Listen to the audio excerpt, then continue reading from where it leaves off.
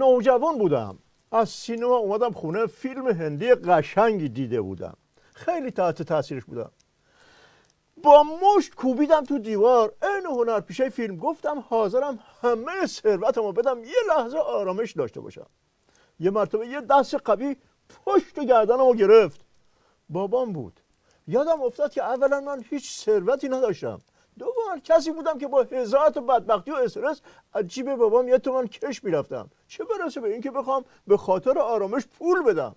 نکته سوم این که با همون دست قوی کوبید تو ملاجم که دیگه دیوار رو خراب نکنم. ناکس خب صاف بگو منظورت ظریف بود که واسه شورای امنیت افه می اومد ولی زدن تو ملاجه. نه خیر، منظورم این بود که زدن تو ملاج مقام عظما و آرامشش رو به هم زدن، خلاف به عرضتون رسوندن. کسی به عرض من نرسون، خودت داشتی از من حرف میزدی. بله، ولی همیشه دوست داشتم یه جای پاش بیفته بگم خلاف به عرضتون رسوندن. از شما چه پنون، منم چند ساله دوست دارم بگم خلاف به عرضتون رسوندن، ولی همیشه هول میشم میگم غلط کرده هر کی گفته.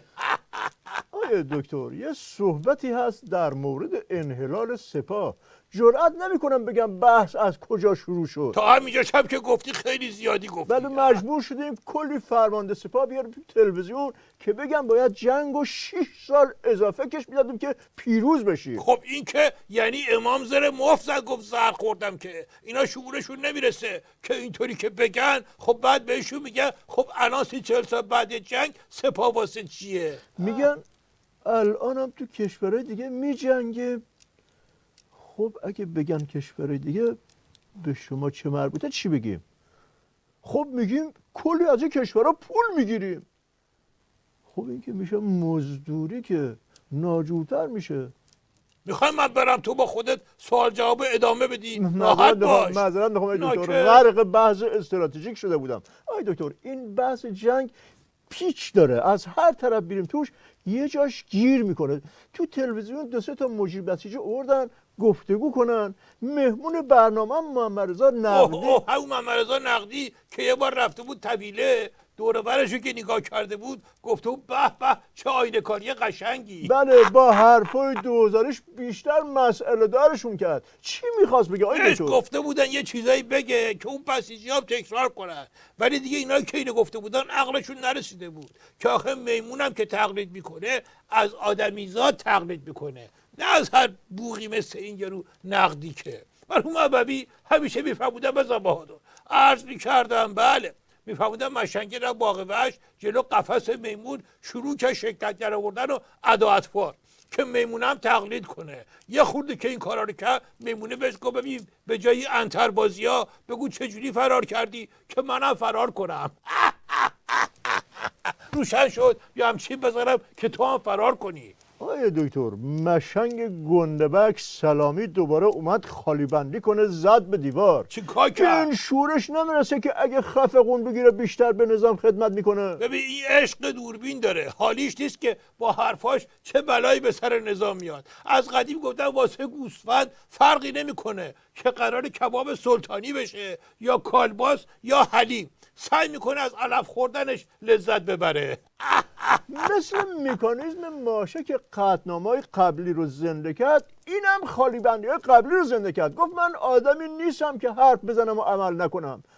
نباید بهش بگی کلاژ بگیره قیچ قیچ نکنه. نه این خیلی کمشه، چون اگه این کارو بکنی اینم خودش یه جور حرف زدن و عمل نکردنه. باید یک زیرزانویی یک کفگرگی همزمان بهش زد که بهش میگن تاکتیک مزدوج، که دیگه اینجوری مزخرف نگه، اینطوری نظام و مضحکه اینو اون نکنه.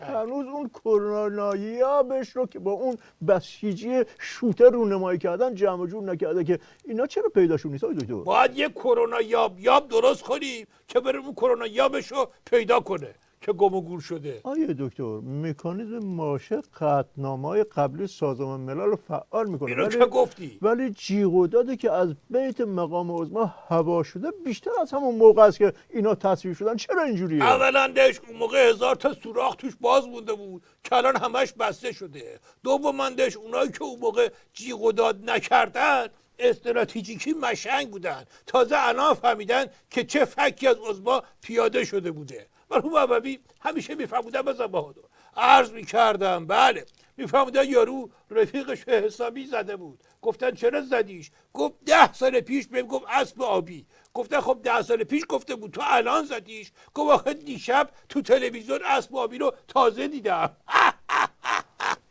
روشن شد یا همچی بزنم که 10 سال دیگه صداش در بیاد. آی دکتر چند نفر دیگه از قوه قضاییه هم رفتن تو لیست تحریم. آره بعد از منصوری مگه قاضی نظام جرئت میکنن برن خارج که حالا تحریمشون هم میکنن؟ استراتژیکی این توفوزی به عظماست، نه به اون قاضی که تحریم میشه، که چون قوه قضاییه که همشون تحریم بشن اون وقت میگن خب حکمش دیگه به مفت نمیارزه. با همین فرمون برن دیگه کل سپاه و قوه قضاییه و دولت و مجلس همه میرن تو لیست. آره دیگه اگه کسی هم تا الان نرفته اسمشو بلد نبودن یه تکون بخوره مشهور بشه کارش ساخته است.